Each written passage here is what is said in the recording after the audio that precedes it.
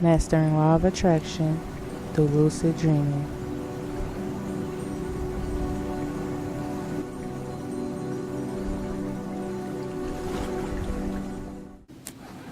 Hi, I'm Brandon Shaw, and I'm the co-CEO of Down to Earth Productions and Comedy, and this is how to master Law of Attraction through Lucid Dreaming Step 2. And my last tape that I had, my last video, sorry about that. My last video, I explained Step 1, and that was using the moral inventory. Now, for those who didn't get to watch it, moral inventory is writing a list of your positive and writing a list of your negatives. And when you write your list of your positive and your negatives, read them out loud and start working on eliminating your negatives. That's the first goal you need to do when it comes to mastering Law of Attraction through Lucid Dreaming. Now, Step 2.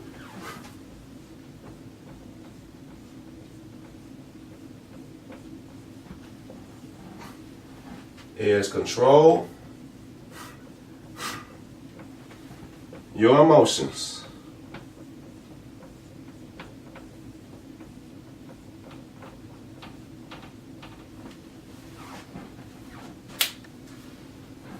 I cannot stress this enough right here. When an individual doesn't control their emotions, that's when a lot of our problems, the root of our problems begin right there. Because we're not analyzing before we act.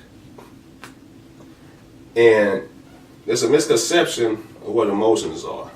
People say emotions is love, emotions is this and that, but really emotion is just energy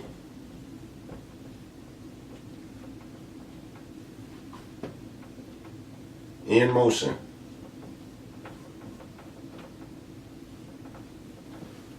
Energy is neither destroyed nor created. It's always taking some different shape, size, or form. Energy is always in motion. It's in everything around us in physical reality. It's in everything in dreams. It's in everything in the state of nothingness. Energy is always flowing. We as being human beings and things like that, we need to control that. It's very important. This is how a lot of us get manipulated. We get played. People scam us and con us, all because of this right here.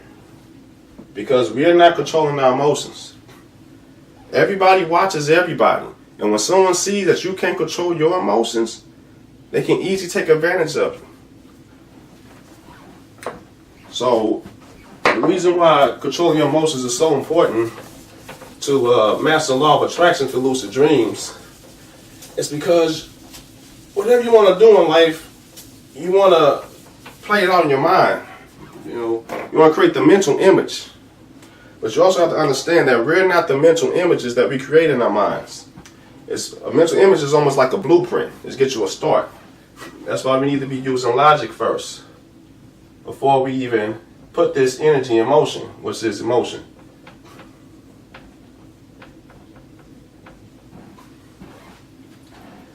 I'll give you a good example of logic and emotion. When you're using logic is like a red light. You drive in your car, you come to a stoplight, it's red, okay? Logic is not going to make a movement. You're just analyzing. Think every situation through and make sure, is this the best decision for me? What can I gain? What can I lose? Question it before you let your energy go into motion. Because once your energy goes into motion, there's no turning back. That's why we have to learn from those mistakes. That's why mistakes always happen, because we're not controlling our emotions.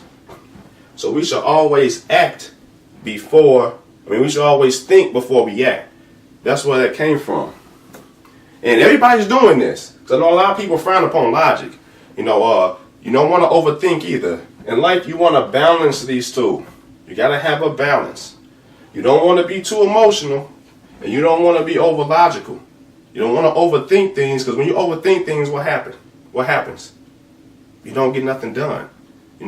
That's what perfectionists are. They want to think things through all the time. Like, let me see. I want to do it this way. This ain't right. This ain't perfect. If I did it this way, or if I asked this person, you got to put the emotions in. Now, when you're not doing this, when you already use your logic so quickly,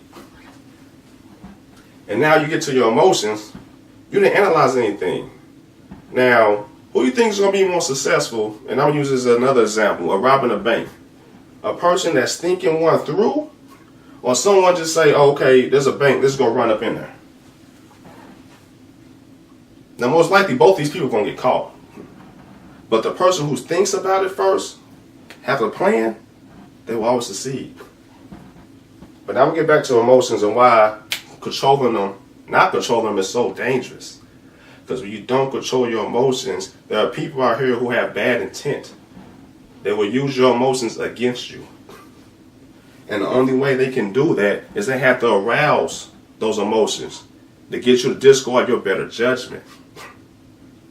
That's why a lot of people out here, they want to use you, abuse you and everything. And what do? You choose to get upset about it. You choose to cry about it. You know, oh, this person did this, this, and that.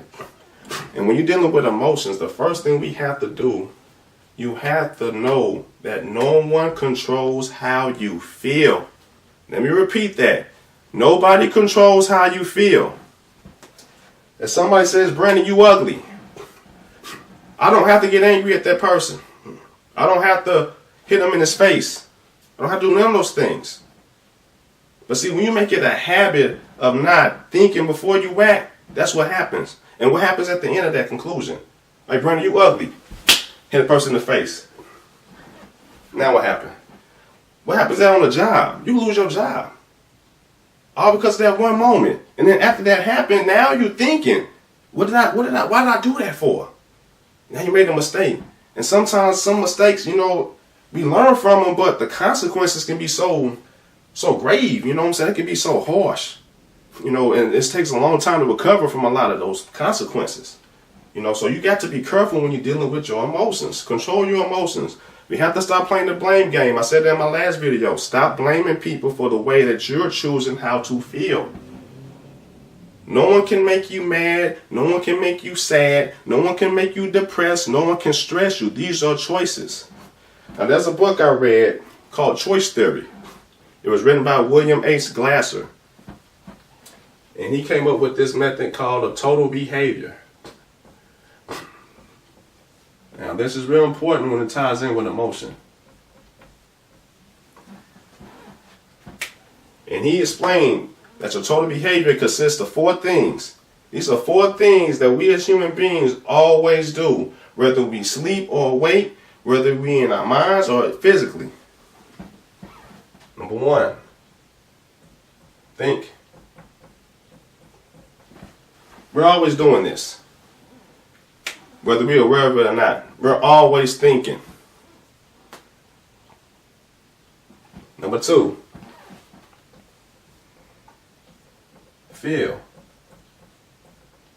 Feelings. We're always feeling something.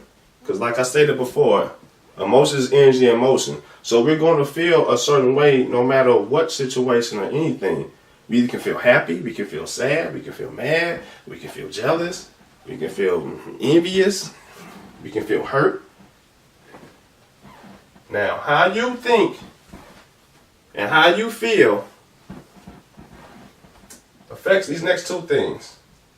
Number 3, activities.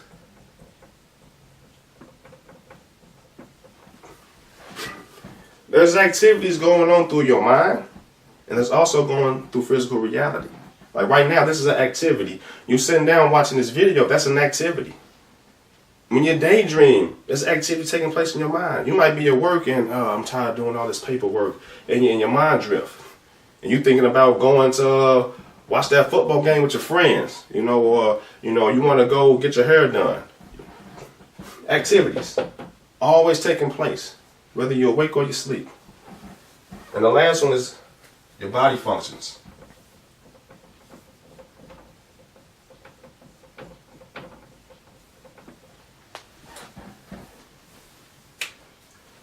Through your emotions, there's always a body function happening. Like right now, I'm breathing, my eyes are blinking, moving my hands, you know, my blood is flowing through my veins. All these things are happening, your pulse, everything. Your body's always, there's always a body function. So how you think and how you feel affects your activities and also affects your body functions. That's why a lot of us are unhappy. We might be unhappy because we're out of shape. I don't have enough money. Nobody loves me. We worry about these things. And that's where it's coming from, because we're too emotional. We're not sitting down here and thinking, why is this happening? Why don't this woman love me? Why don't this man love me? Why don't the coach let me start for the basketball team? Why can't I lose this weight? Why can't I gain this weight? Now, William Glasser broke down total behavior is made up of these 4 things right here. Now, I use my own perspective. I use 100% energy. Everybody has this. Believe it or not. It may not seem like that because others burn their energy more than others. We all have 100% energy.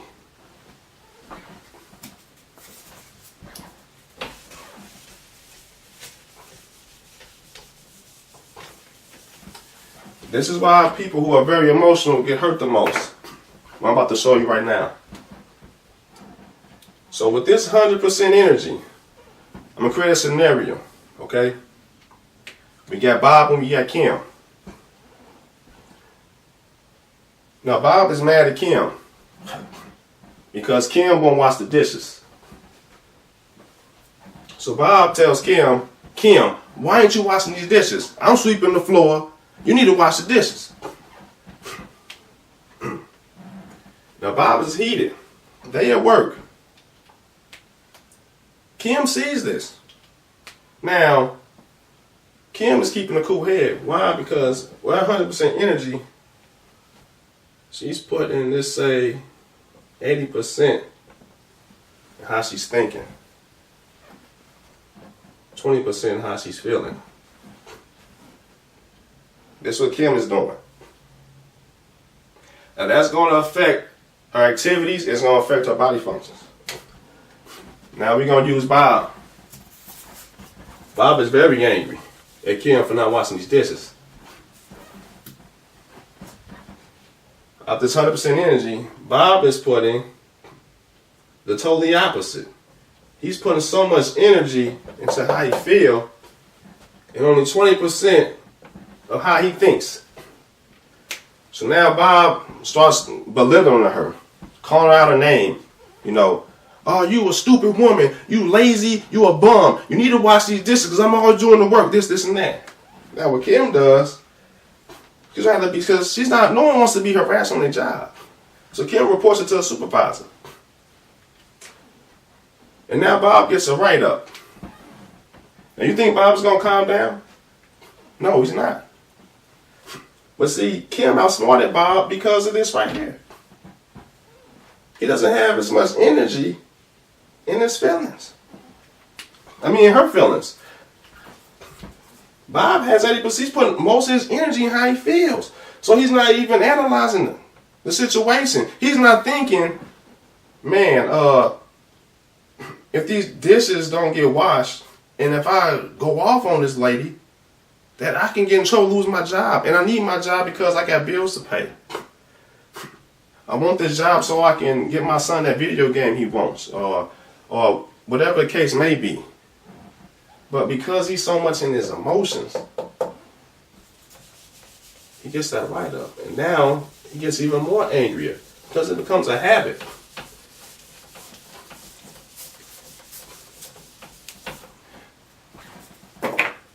I'm going to write this again for you guys.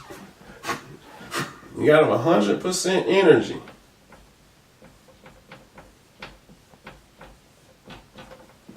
Advertisers do this all the time. If you want to manipulate somebody, the only effective way you can do that is by getting them to discard their better judgment. But y'all have the 100 energy, 100%. Where we put this energy, because no one is smarter than nobody. There's not such thing as I'm smarter than you. It's just at moments in time you can outsmart somebody because of this method right here. And I'm going to go create another scenario, okay? Let's say someone was out of shape. They want to lose weight.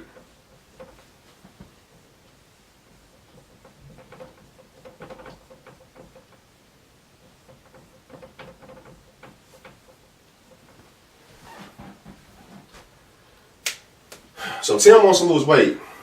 You know, Tim is like the Nutty Professor, Sherman Clump. He's real big.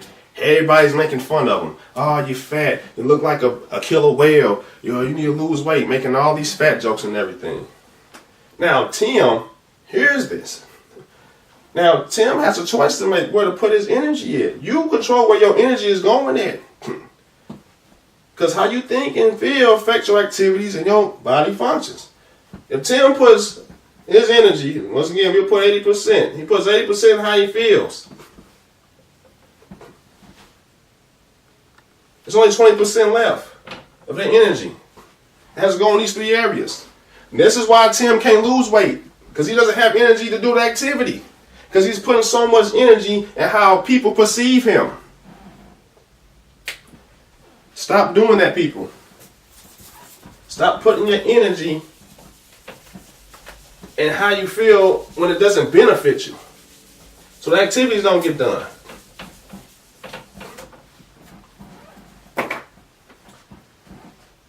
People get very emotional. That's why they really lash out and hurt, things like that. Because a lot of people are hurt mentally. There's no physical pain at all. It's all because they want something so bad. I mean, you have men out here stalking women. They want this girl so bad that they will do all type of things to get that girl. They will lie to her. They'll make it appear like, oh, I got a nice car. You know, I got a high-paying job. I look good. You know, I'm handsome. I can talk real nice. You know, well, ladies, you gotta watch that man. You have to analyze that man. What you know about that man? So you falling for that image. That man's watching you fall for that. He has all these nice things. He's gonna say all the right things to you. And because you caught up with that image, you give information away. And people, the men can see that. This is why a lot of relationships don't work. Because they're not controlling your emotions. Because when you get in a relationship and then later on down the road, that relationship is not how you want it to be. You want it to be how it was when you first started out. My husband's stressing me out. You know, this and that. My wife's stressing me out. But I'm like, why are you choosing to be stressed? You gotta have your high self-esteem. You gotta have standards. It's kind of hard to have standards when you can't control your emotions. Control how you feel. So stop saying people make you mad. People do not make you mad. You choose to be mad. You can choose to feel another way. That's what William H. Glasser was explaining in his book called Choice Theory. And he was doing it by showing a case study he was having. It was this woman who came in. She said, you know, I'm stressed out. You know, my husband, you know, he never comes home. He always out with his friends. He's probably having an affair. And I got to clean up the house. I got to take care of the kids. I got to dump the trash, you know, yada, yada, yada. Now, William H. Glasser is telling this lady, well, why don't you choose to feel a different way? You know what the lady said? Well, I can't. I just can't do it because that ain't right. It ain't fair. And William H. Glasser, once again, told her, why don't you choose to feel another way? And she's keep going on and on. And he's just sitting back just observing. Why don't you just choose to feel another way? That is so hard for people to do because of this H word I'm about to write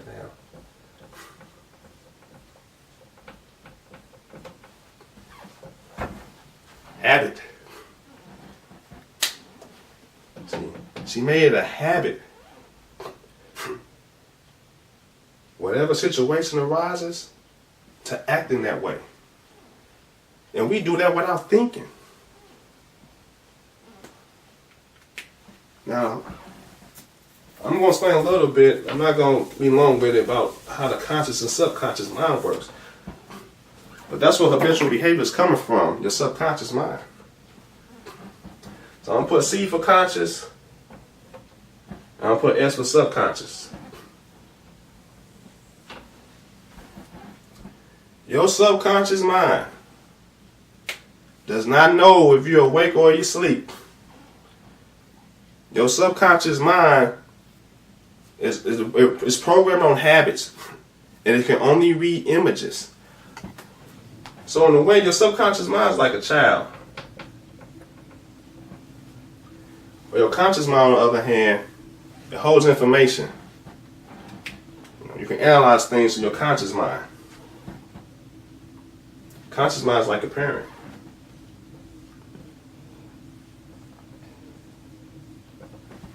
Let me use this as an example. Now, what happens if a parent is not raising a child right? The child can do whatever they want to do. This is why we have to teach our kids, morals, respect, how to be honest.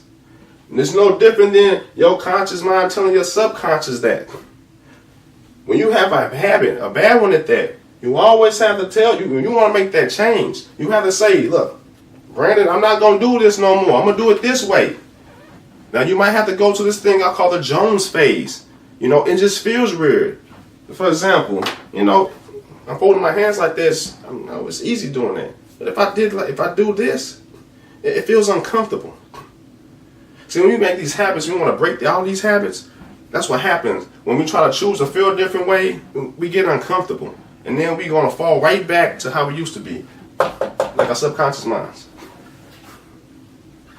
Because we didn't program our brain to do that. Our brain works just like a computer.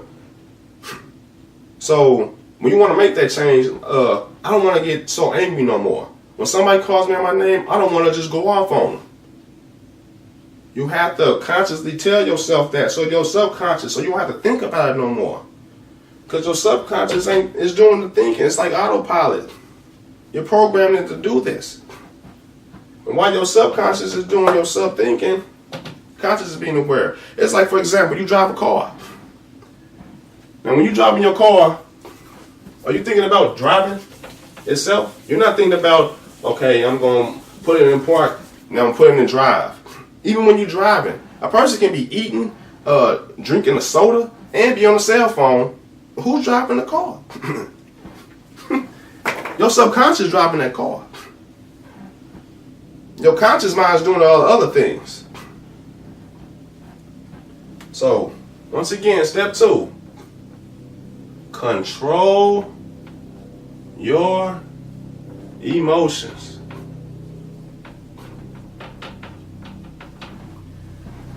You have to break out a habit of choosing to feel certain ways due to a certain event or a situation. You don't have to choose to feel this way. If that man stop loving you, don't choose to feel hurt about it. It hurts because of all those memories, because you're choosing those things. But if you had the self-worth, you will know, like, if this man don't want to be with me, what am I? That's his loss. I'm the gift. Because through your moral inventory, if you're still working on it, because with that moral inventory is going to have you build yourself up to get that confidence, to get more stronger, to have those good standards. So that way you can control your emotions. Because you want to, like, hang on, I got all this good positive stuff going about myself, so if you don't want to be with me, that's fine. I mean, that's your loss. Because I have all these good things going for myself. But see, when people can't see that they have these good things going for themselves, it's the opposite. They see the bad things. So now they get desperate. And things like that. And then all these calamities happen. Now you create more negatives. Now you're sitting here blaming Tony for the reason why you always sad all the time. You want to blame everything else. You play the blame game easily, y'all, because you don't control your emotions. It's simple. Don't ever let nobody tell you that somebody else can control your emotions. When you're playing a video game, let's say Mario Brothers. When you play Mario Brothers, you press the A button, he jumps. People can't make you do that. They can manipulate you, but they cannot. You're not a robot. I can't just press a button and then because if I can control how you feel, how the whole world would be at peace. And people can really control how people feel. But you have to sit here and think, what I told you earlier, you have to think before you act. Analyze. Because when you don't analyze, you're just acting off a habit that's real destructive. Because your energy is in motion. You need to be knowing where that energy going. When you're riding, if you're on a boat and you're steering, and something happens to that wheel, what direction you going to go? You're not going to land in your destination. This is why you have to control your emotions. And this is why this is a critical step to get to step 3 of how to master law of attraction through lucid dreaming. Because we have to get in the habit of stop using obligation words with obligation. I'm going to use one more example before this video is done. It's like, take football for example. You know, what do you see when you see football? They get in a huddle. What do you think that huddle is? They analyzing the situation. Okay, we down by 3 points. You know, we got 2 minutes left and we have no timeouts. You know, they working it out. Great, they get out the huddle. They analyzing the situation. Now, said, blue 24. Hut. Now when they break that hut, energy is in motion. Everybody's moving. Even before that play happens, he's yelling at the team, hey, go over here. Even on defense, they watching what the offense is doing. All that is energy in motion. The crowd cheering. It's energy in motion. But those teams on a football field, they are analyzing before they make that play. Now, use that analogy and apply it to yourself. Brandon, you ugly. I'm not going through a huddle. I'm just without thinking. Lose my cool. And that can even harm you even worse. Control your emotions. Stop blaming other people for how you feel. You control how you feel. Nothing else. Because you operate the body. And like I said in step 1, when you do your moral inventory and you get in a habit of getting rid of these negatives, and you see more positives, you'll start doing that. You'll start thinking before you act. In durations of time. Sometimes you gotta have to take some time to think. It may take you 5 minutes, it can take you 5 hours. But it has to become a habit. And I'm gonna end that video on that note. So step 3 will be out next Wednesday. I want you guys to have a good time and peace and work on the moral inventories. Mastering law of attraction through lucid dreaming.